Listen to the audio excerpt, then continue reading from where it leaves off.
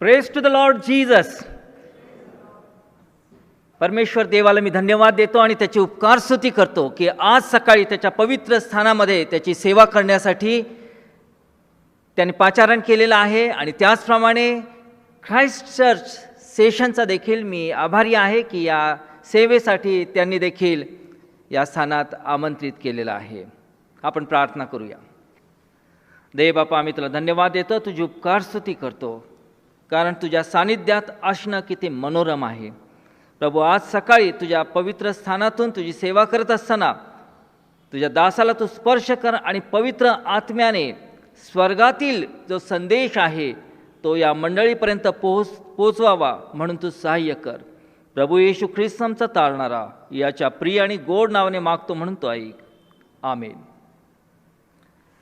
आज सकाळी आपण जो नुकताच शास्त्रपाठ ऐकलेला आहे, दुसरं शमूएल याच्या 7व्या अध्यायातून आपण जी वचनं ऐकलेली आहे त्यातील 5वं वचन मी आपणासाठी पुन्हा एकदा वाचून दाखवतो. दुसरं शमूएल याचा 7वा अध्याय आणि 5वं वचन. यहोवा असे म्हणतो, तू मला राहण्यासाठी घर बांधशील काय? यहोवा असे म्हणतो, तू मला राहण्यासाठी घर बांधशील काय? दाविदाने विचार केला की मी गंधसरूच्या घरात राहतो आणि यहोवाचा कोश हा पडद्यामध्ये राहते. म्हणजेच त्याच्या मनामध्ये हा विचार आला की परमेश्वरासाठी आपण मंदिर बांधायला हवं. 2020 हे वर्ष संपलेलं आहे आणि 2021व्या वर्षात, या नवीन वर्षात आपण प्रवेश केलेला आहे. आणि प्रत्येक वर्षी जेव्हा नवीन वर्ष येतं त्यावेळेला आपण अनेक योजना करतो, अनेक संकल्प करतो, अनेक विचार आमच्या मनात येतात. आम्ही बेत करतो की यावर्षी आम्ही कशा प्रकारे जीवन जगायचं आहे, यावर्षी आमच्या कुटुंबासाठी आम्ही काय करायचं आहे, यावर्षी आम्ही आत्मिक जीवनासाठी काय करायचं आहे. दाविदाच्या मनात देखील विचार आला होता. त्याने आत्मपरीक्षण केलं होतं की मी तर गंधसरूच्या घरात राहतो आणि परमेश्वराचा कोश हा पडद्यांमध्ये राहते. त्याच्यासाठी आपल्याला मंदिर पाहिजे, मंदिर बांधायला पाहिजे, हा विचार त्याच्या मनात आला. ज्यावेळेस आमच्या मनामध्ये अशा प्रकारे परमेश्वराविषयी आवेश निर्माण होतो, परमेश्वराच्या वचनाविषयी आस्था निर्माण होते, त्यावेळेला काय होतं पहा, त्याच्या मनात यहोवाचं घर बांधण्याचा विचार येताच त्याच रात्री यहोवाचं वचन नाथान संदेष्टाकडे प्राप्त झालं. ते म्हणाले, तू जाऊन माझा सेवक दावीद यास सांग की यहोवा असे म्हणतो, तू मला राहण्यासाठी माझ्याकरता घर बांधशील काय? तू मला राहण्यासाठी माझ्याकरता घर बांधशील काय? आणि 2021 या सालामध्ये आपण पदार्पण केल्यानंतर परमेश्वर आज इथं बसलेल्या प्रत्येकाला आणि यूट्यूबवरून या भक्तीमध्ये जे सहभागी झालेले आहेत, जे सर्वजण हा संदेश ऐकत आहे, त्यांच्यासाठी हाच प्रश्न आपणा प्रत्येकासाठी देव, परमेश्वर देव हाच प्रश्न आपल्याला विचारत आहे, तू माझ्याकरता घर बांधशील काय? तू मला राहण्यासाठी माझ्याकरता घर बांधशील काय? आणि मग आपल्या पुढे प्रश्न असा पडतो की परमेश्वराचं घर म्हणजे काय, ते कसं बांधायचं, ते कुठं बांधायचं. प्रभूचं घर म्हणजे प्रभूचं मंदिर. इब्री लोकास पत्र याचा 10वा अध्याय आणि 21वे वचन सांगत आहे, आणि देवाच्या घरावर आपल्यासाठी थोर याजक आहे. देवाच्या घरावर आपल्यासाठी थोर याजक आहे. आपल्याला कळलंच असेल की थोर याजक कोण आहे. प्रभू येशू ख्रिस्त हा आपला थोर याजक आहे, देवाच्या घरावरती आहे. म्हणजेच याजक हा मंदिरावरती असतो, म्हणजे देवाचं घर हे देवाचं मंदिर आहे. पहिली गोष्ट आपल्याला कळाली की देवाचं घर हे देवाचं मंदिर आहे. आणि आता हे आध्यात्मिक मंदिर आम्हाला बांधण्यासाठी देव आवाहन करत आहे. इब्री लोकास पत्र 3रा अध्याय आणि 6वं वचन सांगतं, परंतु ख्रिस्त त्याच्या घरावर पुत्र या नात्याने विश्वासू आहे. देवाचं घर म्हणजे देवाचं मंदिर. मंडळी हे देवाचं घर आहे असं शास्त्र आपल्याला सांगतं. करिंथकरास पत्र 3रा अध्याय आणि 16व्या वचनामध्ये, तुम्ही आणि मी देखील देवाचं घर आहे असं शास्त्र सांगत आहे. तुम्ही देवाचे पवित्र स्थान आहात आणि देवाचा आत्मा तुम्हामध्ये वस्ती करतो, हे तुम्हास ठाऊक नाही काय. देवाचा आत्मा तुम्हामध्ये वस्ती करतो, हे तुम्हास ठाऊक नाही काय. 1 कोरिन्थ 6वा अध्याय आणि 19वे वचन सांगत आहे, तुम्हास ठाऊक नाही काय, तुमचे शरीर हे तुम्हामध्ये जो पवित्र आत्मा आहे त्याचे पवित्र स्थान आहे. आपलं शरीर हे पवित्र स्थान आहे. तर पुढं वचन सांगत आहे, तर तुम्ही आपल्या शरीराने देवाचं गौरव करा. आपलं शरीर जर प्रभूचं मंदिर आहे, कारण देवाची वस्ती त्या शरीरामध्ये आहे पवित्र आत्म्याच्या द्वारे, तर मंदिराचा उद्देश काय हे प्रभू या ठिकाणी शिकवत आहे. मंदिराचा उद्देश हे केवळ देवाचं गौरव करणं असा आहे. मग ती आपली स्थानिक मंडळी असो किंवा आपलं शरीररूपी मंदिर असो, मंदिराचा उद्देश एकच असला पाहिजे. मंदिर हे स्वतःच्या गौरवासाठी नाही, तर देवाच्या गौरवासाठी आहे. आणि म्हणून प्रियानो, जर प्रभूला आपलं जीवन हे देवाचं मंदिर बनवायचं आहे, कारण वचन काय सांगते पहा, 1 राजे याचा 8वा अध्याय आणि 27वे वचन सांगत आहे, परंतु देव पृथ्वीवर खरोखर वस्ती करील काय. पहा, आकाशे व आकाशांची आकाशे यात तू मावत नाहीस, तर जे घर मी बांधले त्यात तू कसा मावशील. महान प्रभू आहे, अपरिमित बुद्धी आहे त्याची, अतर्क्य महत्कृत्य करणारा आमचा देव आहे, सर्वव्यापी तो आहे. आणि म्हणून या ठिकाणी सांगितलं तू कसा मावशील. पण यशा 66वा अध्याय आणि 1लं वचन आपल्याला सांगत आहे, यशा 66वा अध्याय आणि 1लं वचन आपल्याला सांगत आहे, यहोवा असे म्हणतो, आकाश माझे राजासन व पृथ्वी माझे पदासन आहे. तुम्ही माझ्यासाठी कोणत्या प्रकारचे घर बांधाल.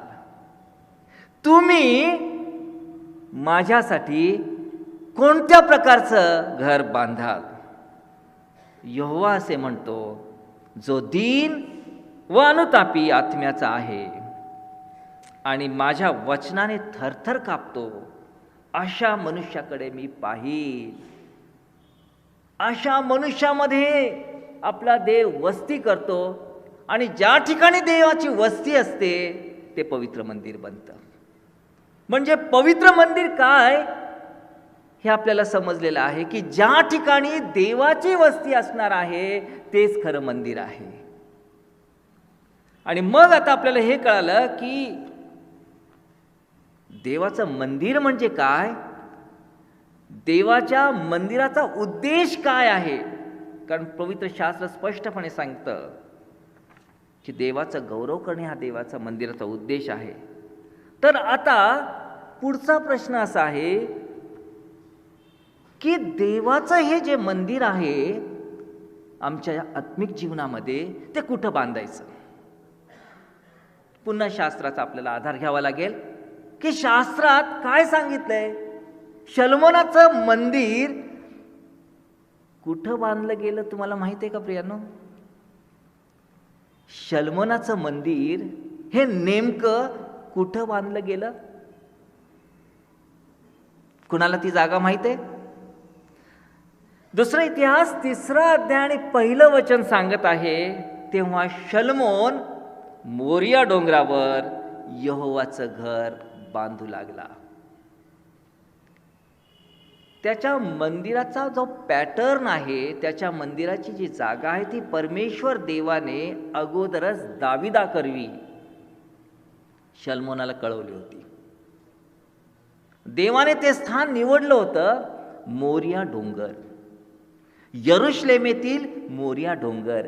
या ठिकाणी शलोमोन मंदिर बांधू लागला. पण प्रश्न हा आहे की मोरिया डोंगरच का. देव आपलं मंदिर उभारण्यासाठी मोरियाचीच का निवड करत असतो. ज्या स्थानाची निवड देव आपलं मंदिर बांधण्यासाठी करत असतो ते स्थान मोरिया डोंगर असतं. कारण उत्पत्ती 22 अध्याय आणि 2 वचन सांगत आहे, इसहाक याला घेऊन मोरिया देशात जा आणि तेथल्या डोंगरामधला एक डोंगर जो मी तुला सांगेन त्यावर त्याचे होमार्पण अर्पण कर. मोरियाबद्दल पहिली हिंट आपल्याला मिळालेली आहे की याच मोरिया डोंगरावरती अब्राहमाने त्याचा एकुलता एक पुत्र जो सारेपासून झाला होता त्याला घेऊन देवाच्या आज्ञेचं आज्ञापालन केलं होतं. मोरिया डोंगर ही ती जागा आहे की ज्या ठिकाणी आपल्याला देवाच्या सेवकाकडून देवाचं आज्ञापालन झालेलं स्पष्टपणे दिसून येत आहे. आत्मिक मंदिर देव कुठं बांधत असतो. आमच्या जीवनात जी आज्ञापालनाची जागा आहे त्या ठिकाणी देव आपलं मंदिर उभारत असतो.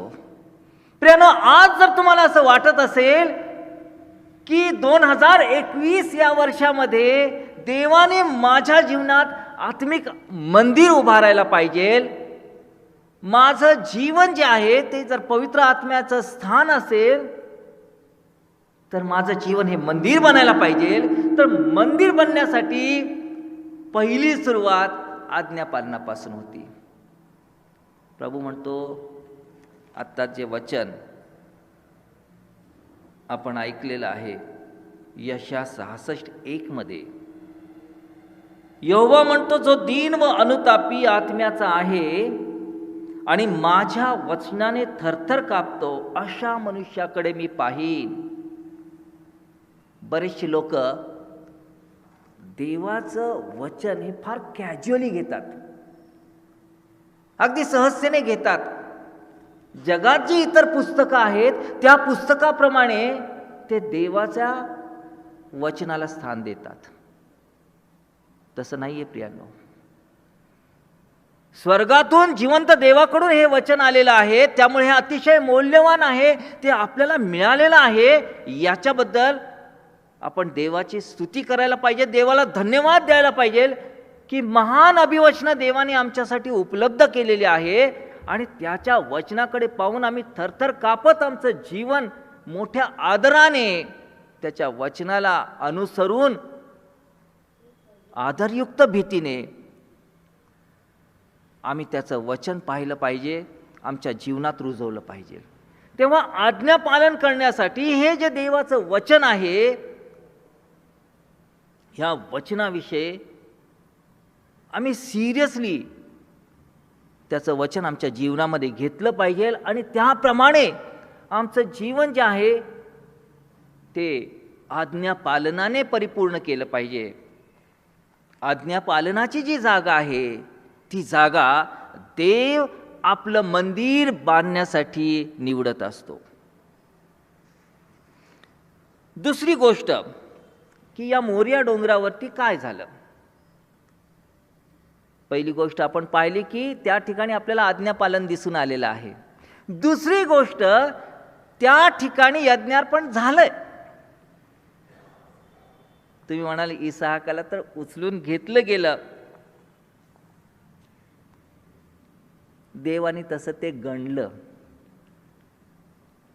ज्या वेळेला त्यांनी आपल्या प्रिय पुत्राला वेदीवरती ठेवलं तेव्हाच देवानी ही खात्री करून दिली की त्याचा पुत्र त्यांनी अर्पण केला.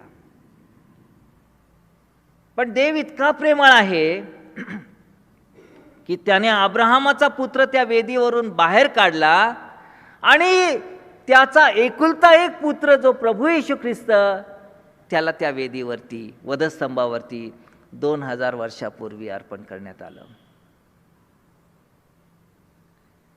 रोमकरास पत्र 12वा अध्याय 1 आणि 2 वचन सांगत आहे की बंधुजन हो, देवाच्या करुणांमुळे मी तुम्हास विनवतो की तुम्ही आपली शरीरे जिवंत, पवित्र आणि देवाला प्रिय अशी यज्ञ म्हणून अर्पण करा.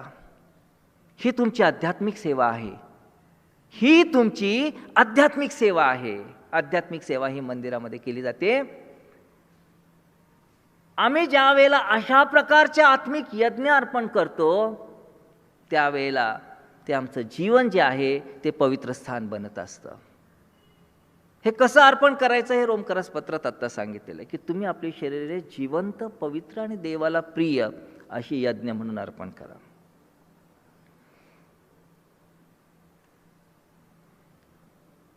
कसं अर्पण करायचं हा प्रश्न पडला असेल तुम्हाला. ज्याप्रमाणे अब्राहमाने आपला एकुलता एक प्रिय पुत्र त्या वेदीवरती आणून ठेवला, तसे आमच्या जीवनातले जे आम्हाला प्रिय असलेले जे इसहाक आहे ते इसहाक प्रथम मोरिया डोंगरावरती न्यायला पाहिजे. आणि त्या वेदीवरून ते मिळालेले जे इसहाक असतात ते बहुगुणित होत असतात. त्यांच्यापासून राष्ट्र बनत असतं. ते आशीर्वादित होऊन मिळालेले इसहाक आम्ही देवाकडून घ्यायला पाहिजे. तेव्हा हे जे अर्पण आहे आमच्या जीवनातील आम्हाला ज्या प्रिय गोष्टी आहेत त्या प्रथम त्या वेदीवरती न्या. मोरिया ही अर्पणाची जागा आहे. दुसरी गोष्ट आपण पाहिली. तिसरी गोष्ट आपल्याला मोरियावरून ही गोष्ट लक्षात येते की मोरियाच का. वचन सांगतं की तू माझ्याकरता घर बांधशील काय, पण जागा प्रभू देत आहे, मोरिया डोंगरावरती बांधलं गेलं पाहिजे. मोरियाच का, कारण इब्री लोकास पत्रात 11व्या अध्यायात 17व्या वचनात म्हटलेलं आहे, विश्वासाने अब्राहमाने आपली परीक्षा होत असता इसहाकाचे अर्पण केले. मगाशी काय सांगितलं होतं मी, पवित्र शास्त्र सांगतं की अब्राहमाने इसहाकाचे अर्पण केले असं देव गणत आहे. ज्या वेळेला त्याने निश्चय केला की देवाची आज्ञा पालन करून इसहाकाला वेदीवर ठेवायचं, त्याच वेळेला त्याने अर्पण केलं असं देवाने गणलं. कारण शास्त्र सांगत आहे इब्री 11:17 मध्ये की इसहाकाचे अर्पण केले म्हणजे ज्याला वचन मिळाले होते, वचने मिळाली होती, त्याने आपला एकुलता एक मुलगा अर्पिला, शास्त्र सांगत आहे.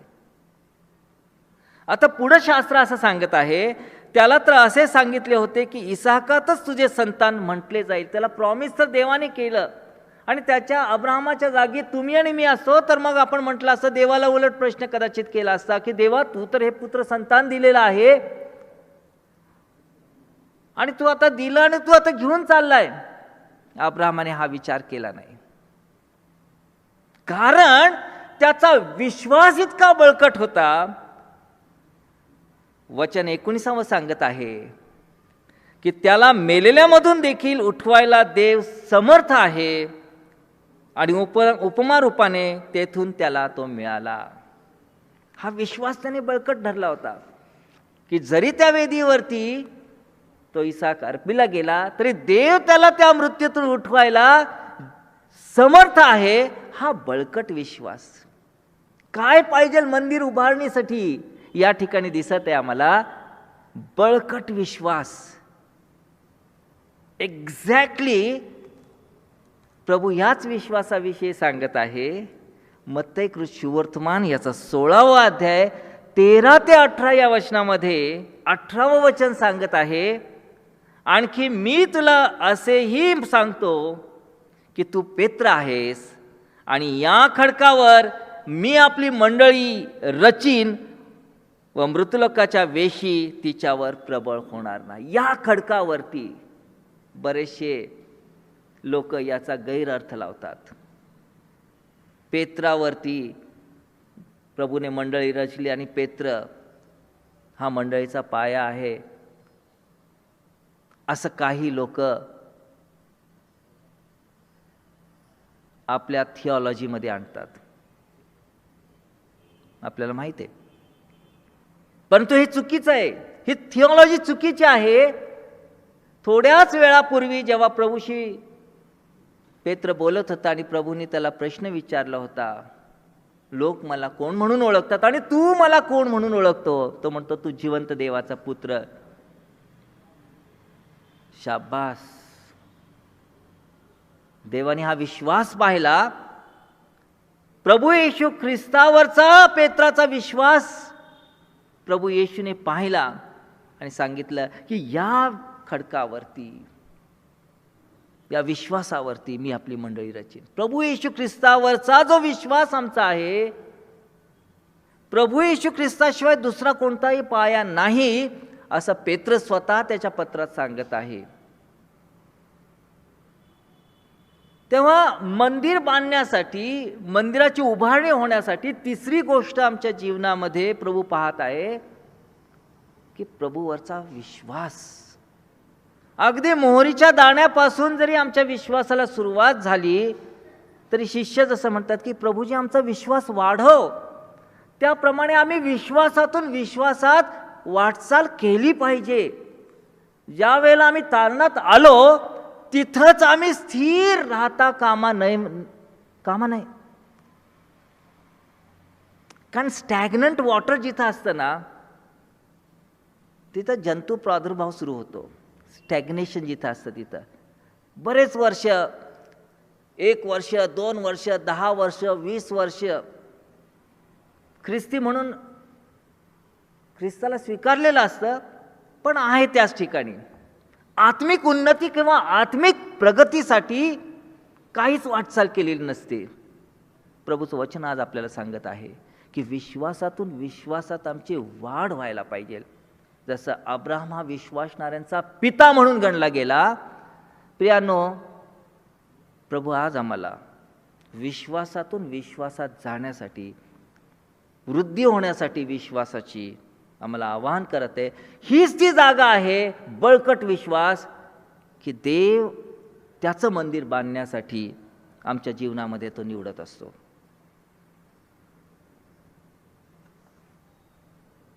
चौथी गोष्ट, मोरियाच का? मोरिया डोंगरच का शल्मोनाच्या मंदिरासाठी देवाने निवडला? दुसरा इतिहास 3 अध्याय आणि 1 वचन सांगत आहे, तेथे त्याचा बाप दावीद याला यहोवा प्रगट झाला होता. आमेन. शल्मोनाचा बाप दावीद याला यहोवा तेथे प्रगट झाला होता मोरिया डोंगरावरती, असं शास्त्रवचन सांगत आहे. म्हणून मोरिया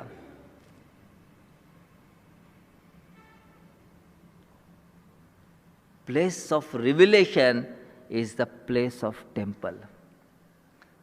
प्रगटीकरणांची जी जागा आहे, देवाचं प्रगटीकरण जिथं प्राप्त होत असतं ती जागा मंदिराची असते. जर आज आम्ही म्हणतो की ख्राइस्ट चर्च हे आमचं मंदिर आहे, प्रगटीकरण कुठं आहेत? आमच्या मंडळीला देवापासूनची जी प्रगटीकरणं, दृष्टांत, वचनाचं रहस्य, या गोष्टी जेव्हा समजायला लागतील तेव्हा आम्ही म्हणू की खरोखर देवाने निवडलेलं हे स्थान आहे. पहा, याकोब ज्या वेळेला एसावाच्या भीतीने पळून त्याच्या मामाकडे जात होता, त्यावेळेला तो एका ठिकाणी आला आणि उशाची धोंडा घेऊन झोपला. काय झालं त्यावेळेला? त्याला एक स्वप्न पडलं आणि स्वप्नामध्ये त्याने एक सुपरनॅचरल शिडी पाहिली की अशी शिडी पृथ्वीवरती कधीच कोणी बनवली नव्हती किंवा ती बनवता येणं शक्य नव्हतं. ही सुपरनॅचरल शिडी सुपरनॅचरल का होती? कारण स्वर्गापासून पृथ्वीपर्यंत ती जोडली गेली होती आणि त्याच्यावरून देवदूत चढत उतरत होते आणि वरती, शिडीच्या वरती परमेश्वर देव, यहोवा देव. हे अद्भुत स्वप्न पाहिल्यानंतर, हा अद्भुत दृष्टांत पाहिल्यानंतर जागाहून उठून याकोब काय म्हणते? तो भीतीने थरथर कापला, म्हणतो हे तर प्रत्यक्षात देवाचं घर आहे. देवाचं घर म्हणजे काय? या ठिकाणी आपल्याला प्रभू वचनातून व्याख्या देत आहे की जिथं स्वर्गीय दृष्टांत होत असतात, जिथं यहोवाचं दर्शन होत असतं, जिथं प्रत्यक्ष प्रभू प्रगट होत असतो, ते खरं मंदिर आहे. आपलं मंदिर जर देवाचं मंदिर आहे असं जर आपल्याला म्हणायचं असेल तर त्या ठिकाणी परमेश्वराचं प्रगटीकरण होणं फार महत्त्वाचं आहे. आपल्या जीवनामध्ये देखील जर मंदिर बांधायचं असेल तर परमेश्वराची उपस्थिती फार महत्त्वाची प्रियानो. तरच मग तुम्ही देवाचे पवित्र स्थान आहात ह्या वचनाला आमच्या जीवनात अर्थ प्राप्त होईल. याकोबाने त्या स्थानाचं नाव बेथेल ठेवलं आणि प्रभू येशू ख्रिस्त त्या स्वप्नाचा उलगडा करून सांगत आहे की ती शिडी, स्वर्ग आणि पृथ्वी यांना जोडणारी एकमेव शिडी, ती खुद्द प्रभू येशू ख्रिस्त. योहान कृषीवर्तमान 2 अध्यायामध्ये त्याचं अर्थविवरण प्रभूने स्वतः केलेलं आपल्याला आढळून येईल. सांगायचा उद्देश की चौथी गोष्ट आपण पाहिली की देवाच्या प्रगटीकरणाची जागा तीच देवाच्या मंदिराची जागा असते. मोरियाच का? कारण तिथं दाविदाला प्रभू प्रगट झाला होता. पाचवी गोष्ट की देवाने मोरियाच का निवडलं? शल्मोनाच्या मंदिरासाठी देवाने मोरियाचीच निवड का केली? आणि आमच्या जीवनामध्ये देखील प्रभू शोधत आहे की प्रभूला कुठं मोरिया सापडतोय का? आमच्या जीवनात मोरिया डोंगर सापडतोय का हे प्रभू शोधत आहे. कारण ज्या ठिकाणी प्रत्यक्ष जो स्पॉट की ज्या ठिकाणी ते शल्मोनाचं मंदिर बांधलं गेलं ती अर्नान यबुसी याच्या खळ्याची जागा होती. मोरिया डोंगरावरती ज्या ठिकाणी हे मंदिर उभारलं गेलं ती जागा खळ्याची जागा होती, ज्याला थ्रेशिंग फ्लोअर असं म्हटलेलं आहे. खळ्यामध्ये काय केलं जातं माहित आहे तुम्हाला? खळ्यामध्ये गहू आणि त्याच्यावरचा भुसा वेगळा केला जातो. सेपरेशन. गहू कोठारात साठवण्यासाठी नेले जातात आणि भुसा वाऱ्याने उडवला जातो. पहिलं राजे 24 अध्याय आणि 18 वचन सांगत आहे, आणि त्याच दिवशी गादाने दाविदाकडे येऊन म्हटले, वर जा अर्णान यबुसी याच्या खळ्यात यहोवाला अर्पण अर्पायला वेदी बांध. अर्णान यबुसी याच्या खळ्यात. आणि मत्तई कृष्णवर्तमान 3 अध्याय आणि 12 वचन या खळ्याचं आणखीन स्पष्टीकरण देत आहे. त्याचे सूप त्याच्या हातात आहे आणि तो आपले खळे अगदी निर्मळ करील आणि आपले गहू कोठारात साठवील, पण भूस न विझणाऱ्या विस्तवात तो जाळून टाकेल. देवाच्या मंदिरात देखील अशा 2 कॅटेगरी आपल्याला सापडतील. मंडळांच्या मध्ये 2 कॅटेगरी सापडतात. गहू जे कोठारात साठवण्यासाठी निवडले जातात आणि भूस जे जाळून टाकण्यासाठी असतं. तारलेले आणि ढोंगी, ताठ मानेचे आणि नम्र, कठीण हृदयाचे आणि भग्न आणि अनुतप्त, गहू आणि भूस. खळ्यावरती त्याची परीक्षा होत असते. देव खळ्यावरती आणतो आणि गहू कोणते आणि भूस कोणते हे दाखवून देत असतो खळ्यावरती. आमच्या जीवनामध्ये देखील अशा अनेक प्रकारची भूस आम्ही साठवून ठेवतो आणि आम्हाला असं वाटत असतं की हेच आमचे गहू आहेत. प्रियानो, आज वेळ आलेली आहे 2021 सालामध्ये की आम्हाला खळ्यावरती जाऊन आमच्या जीवनातली ती भूस वाऱ्याने उडवून टाकायची आहेत. करणार का निश्चय प्रियानो? प्रभूजवळ प्रार्थना करणार का की प्रभू, माझ्या जीवनामध्ये 2020 सालापर्यंत मी भरपूर भूस साठवून ठेवलेला आहे की जे काही कामाचं नाहीये. आज तुझ्या पवित्र आत्म्याच्या द्वारे ते भूस उडवून टाक प्रभू माझ्या जीवनातून. अर्णान यबुसी याच्या खळ्यामध्ये हे मंदिर बांधलं जात असतं. प्रियानो, त्या खळ्यामध्ये पवित्र काय, सामान्य काय, देवाला आवडणारं काय, देवाला न आवडणारं काय, याचं व्यवच्छेदन केलं जातं, सेपरेशन केलं जातं. आणि प्रियानो, त्या ठिकाणी खरं मंदिर उभारलं जातं. मोरिया डोंगरच का? याचं 5वं कारण आपण पाहिलं. पुन्हा एकदा प्रश्न पडतो की देवाने शल्मोनाचं मंदिर बांधण्यासाठी मोरिया डोंगरच का निवडलं? कारण त्या ठिकाणी काय झालं होतं? पहिलं इतिहास 21वा अध्याय आणि 15 ते 17 या वचनामध्ये बायबल असं सांगतं,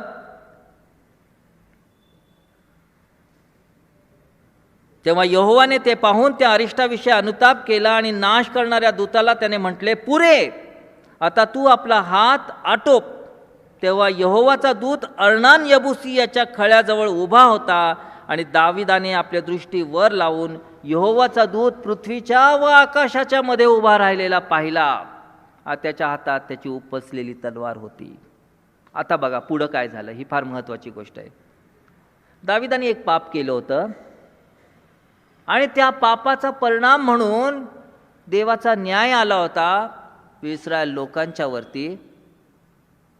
तिथं यहोवाचा दूत न्यायासाठी उभा असलेला आपण पाहत आहोत. आणि आता दावीद काय करत आहे?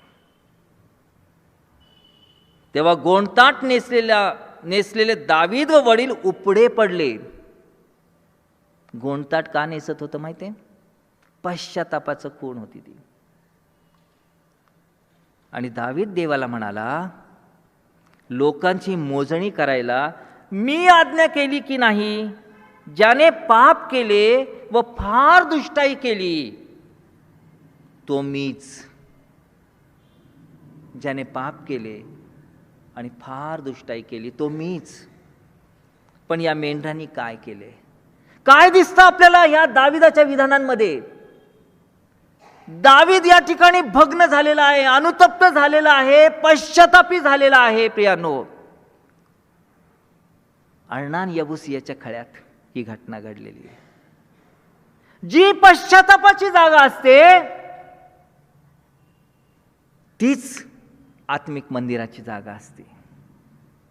तेथेच देव आपलं मंदिर उभारत असतो.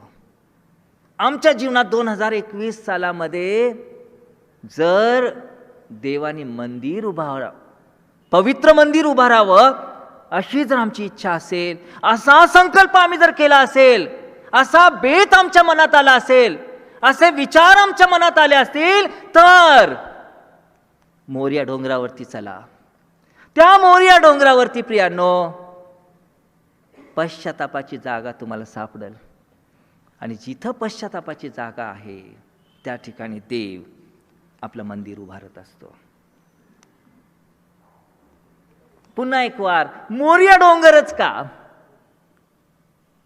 7वा मुद्दा आणि शेवटचा मुद्दा. दुसरा इतिहास 6वा अध्याय आणि 20वा वचन सांगत आहे, ज्या स्थानाविषयी तू म्हटले आहेस मी माझे नाव तेथे ठेवीन, त्या स्थानाकडे म्हणजे या घराकडे तुझे डोळे अहोरात्र उघडे असावेत. जी प्रार्थना तुझा सेवक या स्थानाकडे वळून करेल ती ऐक. आणि यशा 56वा अध्याय आणि 7वं वचन सांगत आहे, त्यांनाही मी आपल्या पवित्र पर्वतास आणीन आणि आपल्या प्रार्थनेच्या घरात हर्षित करीन. प्रार्थनेचं घर असं देव स्वतः त्या पवित्र मंदिराला उद्देशून म्हणत आहे. प्रार्थनेचं घर, ज्या ठिकाणी प्रार्थना चालते त्या ठिकाणी देव आपलं पवित्र स्थान बनवत असतो. वर करणी प्रार्थना नाही प्रियांनो, ढोंग्यासारखी प्रार्थना नाही. कारण प्रार्थना करणारे पुष्कळ असतात असं प्रभू सांगत आहे. एक परुषी पण गेला आणि तो स्वतःचाच गौरव त्या ठिकाणी करत होता की मी किती धार्मिक आहे, रायचस आहे, असं प्रभूला सांगत होता. वास्तविक पाहता प्रभू ओळखतो, हृदय ओळखतो. मी कोण आहे आणि कसा आहे याचं वर्णन करणं म्हणजे उपदेश देणं किंवा प्रार्थना करणं असं नाही होत प्रियांनो. प्रभू कसा आहे आणि प्रभू किती चांगला आहे याविषयी सांगणं हा उद्देश किंवा हा उपदेश असतो. दुःखाची गोष्ट आहे का, याजक पुलपिटावरती चढल्यानंतर मी किती मोठा आहे असं परुषासारखी विधानं करायला लागतात. पण तो जकातदार त्या मंदिराकडं वरती पाहण्याचं देखील त्याला धैर्य झालं नाही आणि एकच ओळीची त्यांनी प्रार्थना केली. माहिती आहे आपल्याला ती, हे प्रभू मज पाप्यावरती दया कर. बस, तो नीतिमान ठरून गेला घरी. Praise the Lord, praise the Lord. आमच्या प्रार्थना कशा असायला पाहिजे, आमच्या मंदिरात, आमच्या घरात, आमच्या जीवनात आमच्या प्रार्थना कशा असायला पाहिजे याचा धडा प्रभू देत आहे. जकातदारासारखा आम्हाला लीन आणि नम्र होऊन खऱ्या अर्थाने प्रभूशी बोलायला पाहिजे. आपण काय पाहिलं, आज्ञा पालनाची जागा तीच मंदिराची जागा असते. आपण काय पाहिलं, आत्मिक यज्ञाची जागा हीच मंदिराची जागा असते. बळकट विश्वासाची जागा हीच मंदिराची जागा असते. मोरिया डोंगराची जागा असते. देवाच्या प्रगटीकरणाची जागा हीच मोरिया डोंगराची जागा असते. आत्मिक खळ्याची जागा हीच मंदिर उभारण्याची जागा असते. पश्चातापाची जागा हीच शल्मोनाच्या मंदिराची जागा असते. प्रार्थनेची जागा हीच आत्मिक मंदिराची जागा असते. आजपासून निश्चय करू प्रियांनो की ह्या 7 गोष्टी 2021 या वर्षामध्ये आमच्या जीवनामध्ये प्रभूने बिंबवाव्या. आमचं जीवन हे प्रभूचं मंदिर असावं. आणि तुम्हाला माहिती आहे प्रियानो, जर तुम्ही असं कराल तर काय होणार आहे? जो कोणी आत्मिक मंदिर बांधतो, काय होतं? आमची ही कामगिरी व्यर्थ जात नाही. कारण 2 शमूएल 7 अध्याय आणि 29 वचन आपल्याला अभिवचन देत आहे. आणि हे अभिवचन घेऊन आपण घरी जाणार आहोत प्रभू वचनानंतर. तर आता तुझ्या सेवकाचे घर तुझ्या पुढे सर्व काळ राहावे म्हणून आशीर्वाद देण्यास आरंभ कर. कारण हे प्रभू यहोवा, तू हे म्हटले आहे आणि तुझ्या आशीर्वादाने तुझ्या सेवकाचे घर सर्व काळ आशीर्वादित असावे. जर तुमच्या जीवनामध्ये आजपासून मंदिर बांधायला सुरुवात केली